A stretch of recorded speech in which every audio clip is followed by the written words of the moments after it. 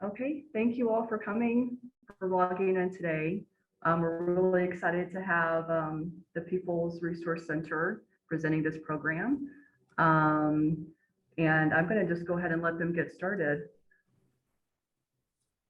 Hi, everyone. Welcome. My name is Chris Martinez. I'm the coordinator of the Job Assistance Program at PRC.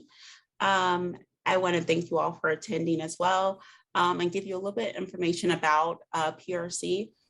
We've been serving, the organization as a whole has been serving DuPage County since 1975.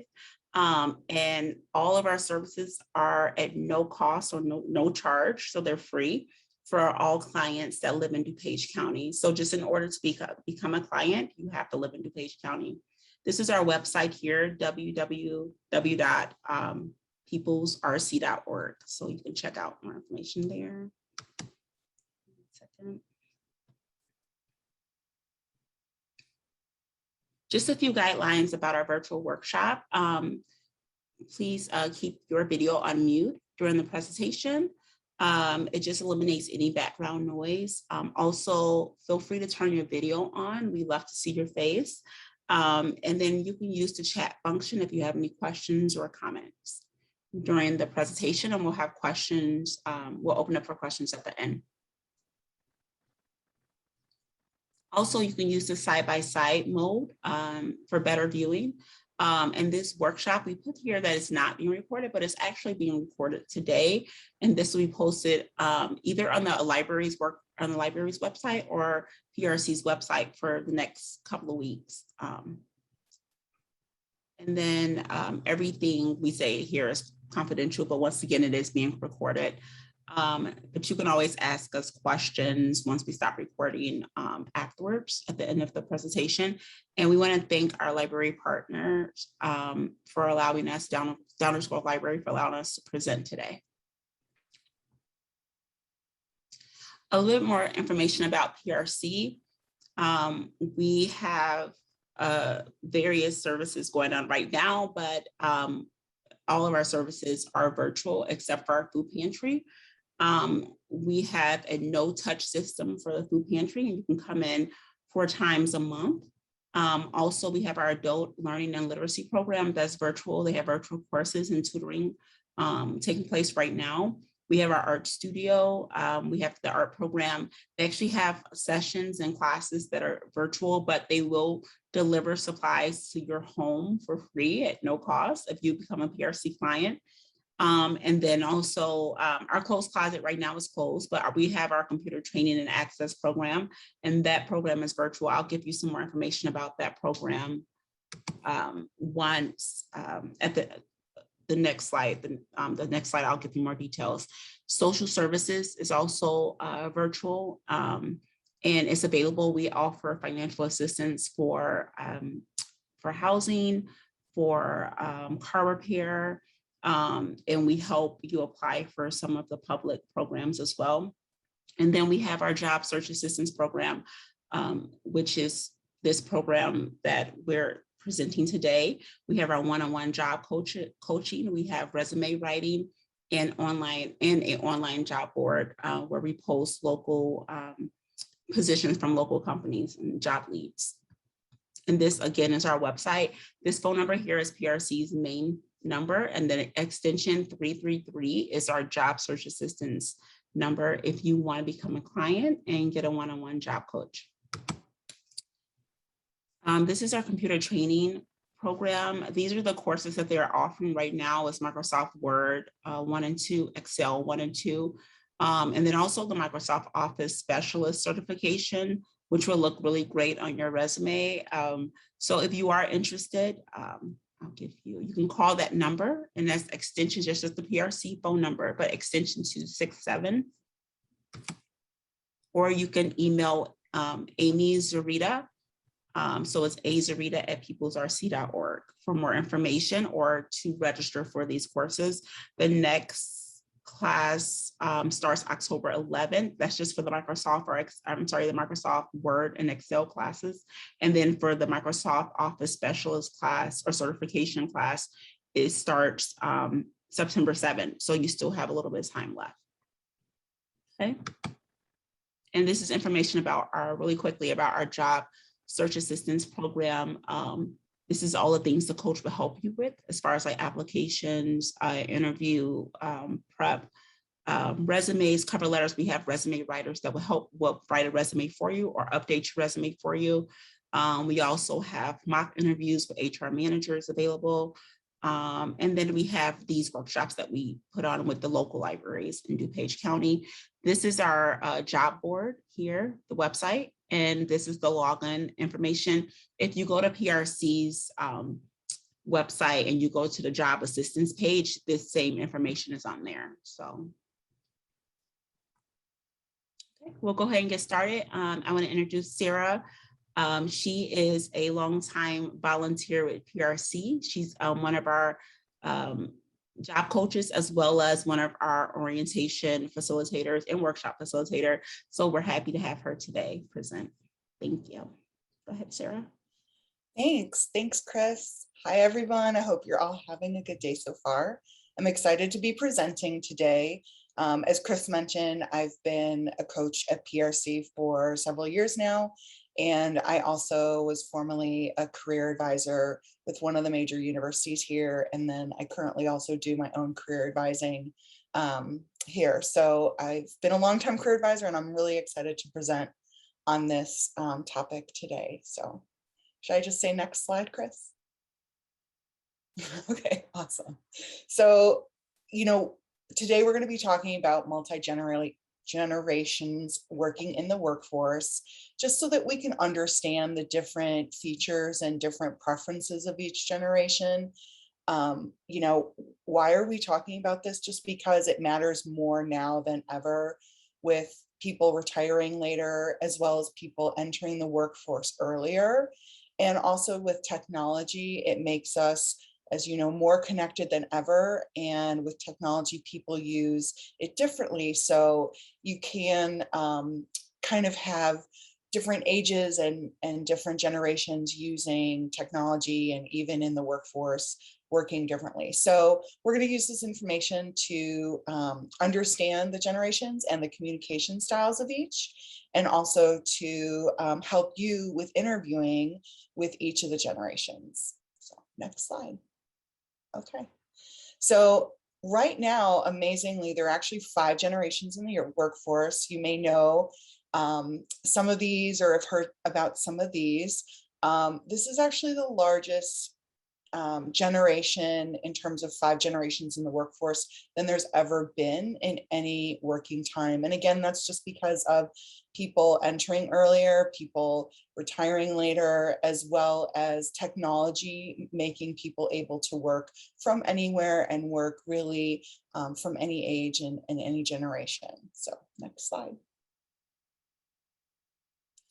So these are the 5 generations working together. Again, you may have heard a lot of these titles for them. And I mentioned just titles just because we don't want to be or generalize any generation, but we do just want to let you know the different generations that are in the workforce right now. So for instance, traditionalists, born before 1945, they are a good percentage, anywhere between 5 and 10% right now working.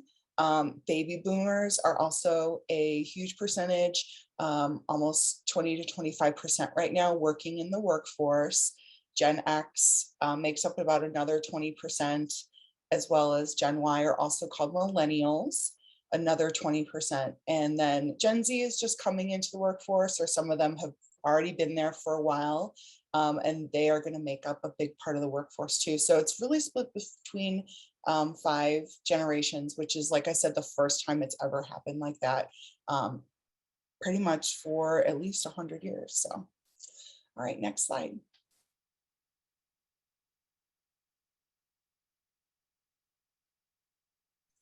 This is a really great collaboration of different perspectives from each of the generations in terms of values and experience. So just some funny humor in terms of what different generations think. Even the center one is, how is school today? And you can read about it on my blog, Dad. I have nieces and nephews who are definitely like that. They're like, oh, just visit my website. So just some funny humor. Next slide. Okay. So the reason we are even more talking about this is because employers do agree that generation gaps do make it harder to get things done at work, specifically in one area, communication. And there's some other areas too that we'll talk about, but definitely communication is the number one reason that it can make it harder to get things done. Next slide. All right. So this can make us think about where the different perspectives of each generation are and why the communication styles and other styles of work can make it difficult or just challenging to work in the workplace with different generations. All of us are shaped by things like world events, the economy, what we grew up listening to, who the presidents were, or other leaders at the time, as well as just, of course, our families and our religious backgrounds and beliefs. And how that translates into the workplace is things like when we show up, or do we work late or work early? What do we see or think is work ethic? What do we see as working hard or not working as hard?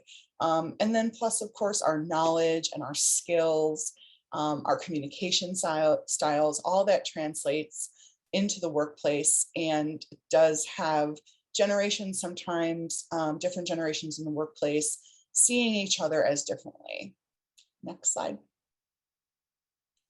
So we're going to talk a little bit about each generation now, and we're going to try to talk about it broadly so that we're not stereotyping anyone. The first group that we mentioned that's still in the workforce is called traditionalists. You can see the things here, for instance, this generation was shaped by world wars. They were shaped by things going on, of course, in the world, and then, wanting security, wanting job security and a career where you might stay at one place for a long time, and get respect, get value, show loyalty. So again, this is a generation that is still in the workforce and still wanting to work. That's another thing. People can work longer if they want to. So this is just one of the types of generations in the workforce right now. Next slide. Baby boomers, we've all heard of the word baby boomers, and of course also shaped by life events, whether it was Vietnam or whether it was the civil rights and women's rights movements. Baby boomers are still a big part of the workforce today, about 20 to 25%. They're working longer because they love their work.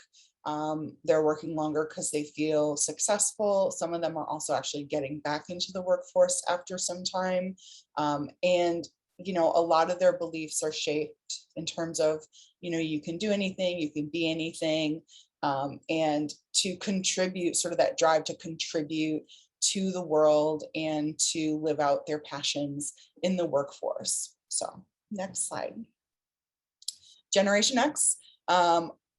This is a generation that sometimes called the MTV generation, grew up watching MTV, but also saw some really big world events like the fall of the Berlin Wall, and also had some fears of, just changes in the world, like between Russia and the US. But now that they're on the job, they really value working independently. They value not so much work hard. They value work hard, but I'm trying to say the work-life balance is what they value. And they have a lot of transferable skills in terms of, they might enter the workforce and use one skill or one type of education and then go into some different jobs. So a little bit different than the traditionalists who might stay at one company or position for a long time, versus Generation X is more flexible and they want to, leave their mark, but they don't mind going to a few different companies or having a few different careers over their time. Next slide. Generation Y and millennials, a lot of talk has been about millennials entering the workforce, and there was, I think, a lot of fear about millennials since they were shaped by a lot of different things, including 9/11, even other things like political and geopolitical things that were going on in the world. They get, I want to say, a bad rap, if I'd say, about being sort of a lazy generation. But we're going to stay away from those stereotypes. Really, this generation, as well as generations before, also want to follow their passion and build a workplace or do work that has meaning, bottom line. So again, their education or skills are going to be a combination of giving to the workforce so that they can have meaning and purpose in their work, not unlike other generations. Next slide. And we mentioned Generation Z. This is what makes generational gaps in the workforce really interesting now, because not only are traditionalists still in the workforce, but Gen Z are now coming in. And even earlier, whether it's before they even go to college, if they do choose to go to college, or a lot of startups and people starting their own businesses are now already in the workforce that are Gen Z. So again, they're seeking a lot of the same things as the other generations, including work-life balance, but they also have a strong passion to share their skills, to make the world a better place. Again, not different than other generations, but certainly they're really coming onto the scene in terms of, caring about working, whether that's before they go to college or after college. So next slide.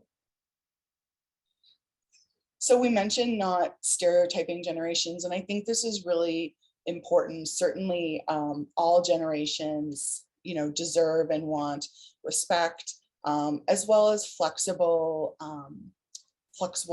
work styles and work places. And I think, it's important to practice and understand where other generations are coming from. We really are very similar in a lot of ways, including wanting to follow our passions or do something for the world and the environment. So it's important to focus on similarities rather than differences, and really try to stay away from generational stereotypes. Next slide. So again, this emphasizes in terms of the different characteristics, just for instance, hours of work, which is a really interesting thing. I was reading an article recently just about how this person who fell into the Generation Y millennial, she didn't understand why people didn't see her working hard at work. And it's really just because of the views of other generations. For instance, the traditionalists have very defined hours, like 9 to 5. But boomers are interested, or boomers are able to and want to sort of work early and work late. So you can see how that would translate perhaps into, a traditionalist or a boomer perhaps wondering why a millennial is, maybe coming in late or working on things not, in work hours. And it might make communication as well as something like work hours and work ethics seem not understandable to other generations. So just pointing that out in an example. We talked about avoiding assumptions and stereotypes, and this is really important. Millennials certainly have gotten a bad rap for, hopping around to different jobs, or, being a lazy generation, which again, is not, true. We don't want to stereotype. But I do think we want to understand that the different generations come into the workplace with different ideas of what they should be doing. For instance, whether it's communicating by email or whether it's communicating in person and face-to-face. So these are just some stereotypes that we want to point out that we should avoid, and assumptions we don't want to make about each generation. Next slide. Communication style was the number one thing that hiring managers and also managers at work said were causing difficulties between generations at work. So this is the number one thing we want to think about and focus about and be aware about when we're working with different generations. I think this chart is really good because it does point out how different generations prefer communication and have communication preferences. And a great example is people in the traditionalist generation are more formal in their communications and might even write a handwritten note, for instance, or definitely want, face-to-face or even a phone call, versus Generation Y is much more adaptable to sending a text, definitely an email. So that's just one example of why understanding different communication styles and not assuming that one communication style is better than the other is important. Also, in terms of feedback, certainly Gen X or Gen Y or even Gen Z prefer some sort of instant feedback or immediate "how am I doing," which is different than some of the other generations, which, whether it's monthly or annual feedback would be a little bit better. So again, seeing these roles as not good or bad, but just seeing them as different preferences and understanding those different preferences will really help with communication in the workplace. Next slide. We also wanted to talk about interviews and how you can successfully interview no matter what generation you are, whether you're the interviewer or the interviewee. So we're going to go through some specifics of interviewing with each of the generations and how to be successful in that. Next slide. So interviewing with a traditionalist, definitely some things to point out are a little more formal, expect a little more formal, whether it's in dress or whether it's in tone. One of the things that also pointing out for interviewing with a traditionalist is definitely you want to print your resume. You would want to, for instance, send a written thank you note. That would be something that they would see as a positive interaction after the interview. But in general, just showing dependability, hard work, results will go a long way when you're interviewing with someone who might fall into the traditionalist generation. Interviewing with a boomer, with a baby boomer, I think some of the things apply that would be the same as traditionalists. The important things to remember to hear is that examples of work and examples of career trajectory really help with interviewing with someone of this generation, because they want to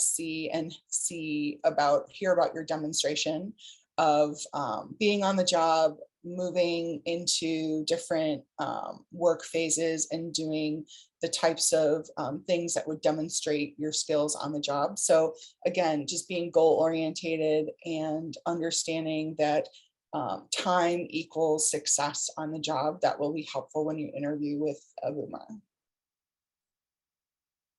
When you interview with a Gen Xer, definitely talking about work-life balance is okay, which is something that you might not bring up with someone if you're interviewing with a traditionalist or with a baby boomer. Flexibility is really important too to emphasize when you interview with a Gen Xer. This generation is, emphasizes transferable skills. So being able to show you're flexible, you're adaptable, you've pivoted in the workplace, that you've worked on different projects, and that you have interests in different things and are able to put your skills and knowledge into different things so that you can, whether it's juggle multiple responsibilities or work on different kinds of projects, that is important. Also, if you're interviewing with a Gen Xer and you're thinking of sending a thank you letter, send a quick email afterwards. That is something that they would respond to.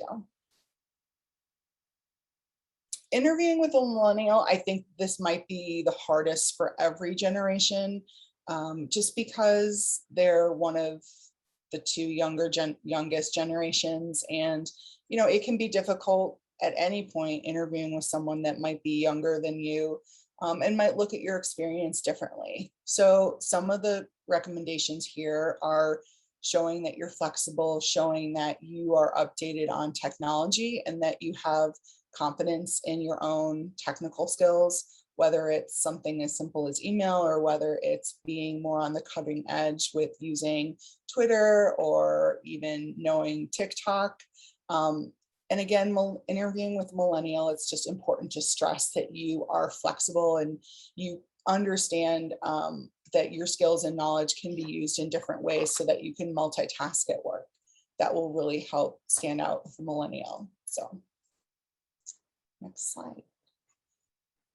One of the reasons that we were doing this workshop again is to just understand each of the generations and how they work and how they come into the workplace with their different values and work ethic. And as managers work with 5 different generations in the workforce, it's just important for us to understand that all generations want the same things in terms of appreciation, respect, team playing.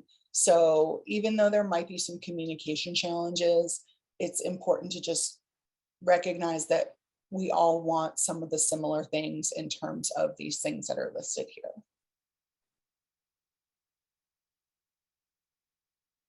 I'll hand it over to Chris.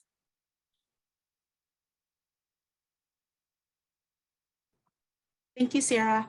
So we're going to talk about cultural diversity in the U.S. workplace. So I don't know, many of you might know this or are aware of this, but the U.S. work population and throughout our nation is becoming increasingly diverse. And some of the contributing factors of this is that the baby boomers are reaching retirement age, and especially in this last year during the pandemic, we've seen a lot of baby boomers retiring early. And then also we have younger Americans under the age of 44 are increasingly members of minority groups. So if current trends continue, tomorrow's workforce will be even more diverse than today's. So that's going to be by gender, by ethnicity, by culture, by religion, sexual preference, and identification, and perhaps other characteristics that we are not even aware of right now. And so this is just this is actually from the US Bureau of Labor Statistics from 2018. And it's just a graphic of basically what the workforce looked like during 2018. And then we'll show you, you see like 78% of it is white, 13% Black, 6% Asian. And then we'll show you a chart or graphic of how it looks now. And so, well, I'm sorry, that was 2018. I'm sorry, we're going to show you how it will look in 2050. So you'll see in 2050, it'll go from 2005 to 2050, it'll go from 70% white to 52% white. And Hispanic will go from 13% to 24%. And then you will see also, in contrast, the African-American share of labor will only grow from 11% to 14% by 2050. And because other groups are growing faster, the non-Hispanic white share of the labor force is projected to drop to just over 50% by 2050. So these are the projections. And then we want to discuss a little bit about cultural awareness. So what is it? It's basically being sensitive to the similarities and differences that exist between cultures, and then using this sensitivity to better communicate with members of another cultural group. Also working from a cultural perspective of the other person, not from your own perspective. And so this is necessary, basically because there's benefits of being culturally aware. And with our global economy, and then a lot of the businesses now are multicultural businesses, and that's typically what you will see at a normal workplace, and even when you're working with among teams, different teams. So I want to talk a little bit also about,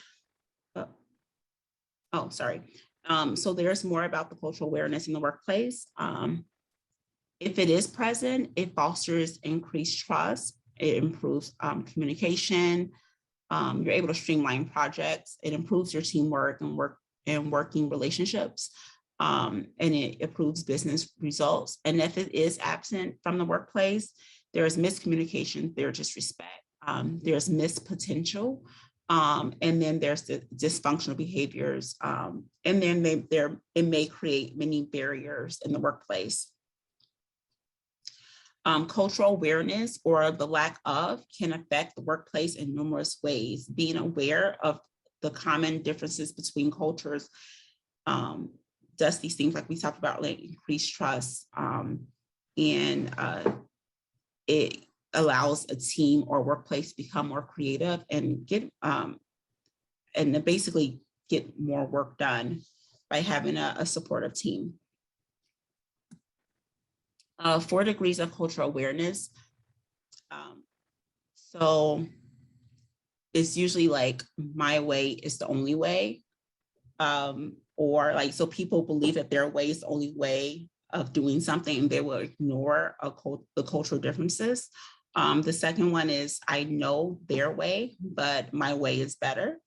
And then the third one is my way and their way. So people become aware of their own way of doing things, but then they also realize that there are other ways of doing things and that might be better. And then also our way. So people from various cultures gather together to create their own cultural shared meanings of something or of a topic.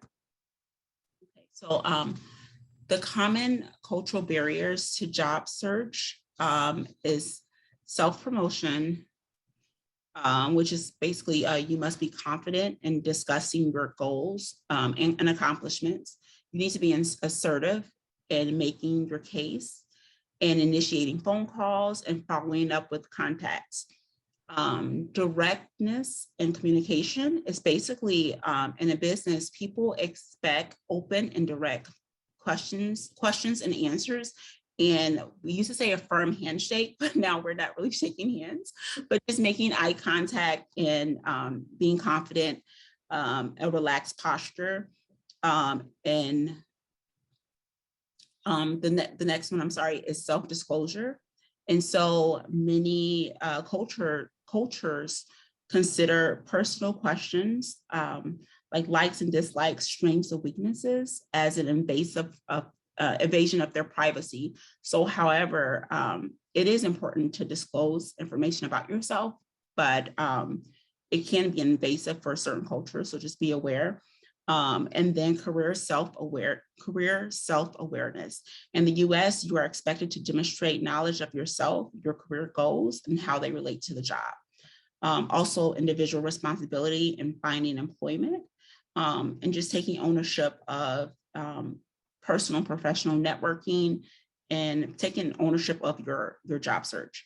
And then language barriers. It's important to practice interviewing, and especially if you do not speak English well, practice makes perfect. And so you can utilize a friend or family or a job coach to help you improve. So turn cultural differences into potential. Avoid the pitfalls and thrive by staying respectful and flexible and understanding, avoiding stereotypes, which Sarah talked a lot about, in the generational differences. It's the same with the cultural differences. And then being open to learning from others and helping them learn from you. And I think that makes for a healthy and productive work environment. And then adapting your communication style. So, and being able to explain yourself in a manner that everyone can can understand you. And then focusing on similarities between individuals rather than the cultural differences. And that helps in any work environment, also on any team.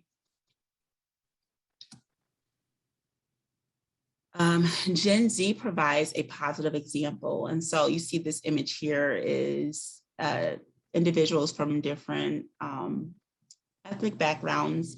And it just talks about how this is basically about how this generation, age 24 and under, will be known for the most diverse generation, existing in the most diverse social circles, including people from different ethnicities, race, and religions.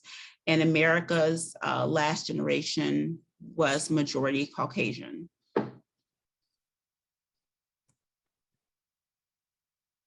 And then this is just like a little graphic of just talking about each generation, the cultural and culture is how it's different. And each generation has a different set of values, beliefs, life experiences, and attitudes, which play out in the workplace. But regardless of our differences, however, no one generation or culture is right or wrong. They're just different. So we always talk about, even at PRC, how to focus on what unite us. So we talk about like our hobbies, what do we like to do outside of work? Some workplaces have a lot of outings, or they do, like right now during the pandemic, during like virtual sessions where they're having like their team get on and like have like a after hours meeting or session or a gathering, or having like a trivia night with the team, and just ways of bonding the team despite the differences in their cultures or their generation.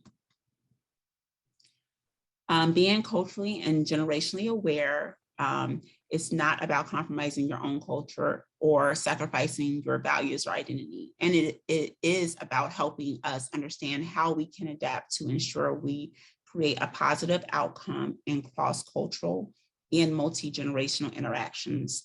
And it is also about respecting other cultures and values, as well as our own. So we're going to have a little bit of fun before the session ends.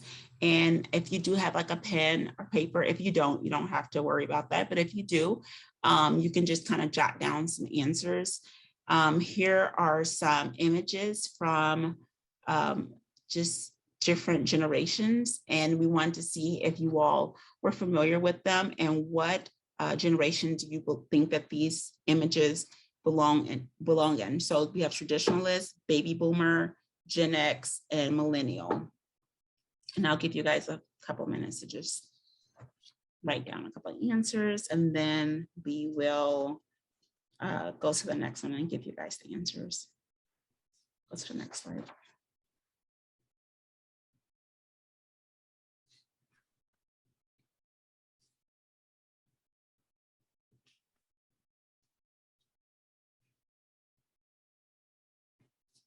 Okay. So for this game, Name That Generation, you see that cassette player belongs in the Gen X generation, I guess. And then you see like a typewriter, it's like traditionalist, of course, obviously. And then some of the other image you see, I know like I had a few of our participants last session didn't recognize some of the symbols here, like the one that has a little ghost there. I believe it's Snapchat. So that's from the millennial and maybe Gen Z. And then also Facebook, everyone's aware of Facebook now. Just the record players, I think it's called 8-track. I'm not sure. It's not my generation. And then Michael Jackson album. And so it's just really funny to see the differences of the generations. And it's just fun to look at this, even looking at the music, like how it goes from cassette player, you see a CD player underneath there, and then you see like the iPhone or whatever. So how technology has advanced throughout the years. So we just want to take a quick pause and just remind you that this is being presented by our PRC Job Assistance Program, and this is the contact information. And if you are interested in getting a job coach, you just have to become a PRC client. And in order to become a client, all you need to do is have residence in DuPage County. So it's not based off of income or anything else. If you are a resident of DuPage County, you can become a PRC client, and you'll have access to all of the programs that I discussed earlier at no cost. And so this is our phone number. And then, or you can go to our website at peoplesrc.org. And if you go to the top left hand, you can click on services and click down. You can click on any of the services to get more information.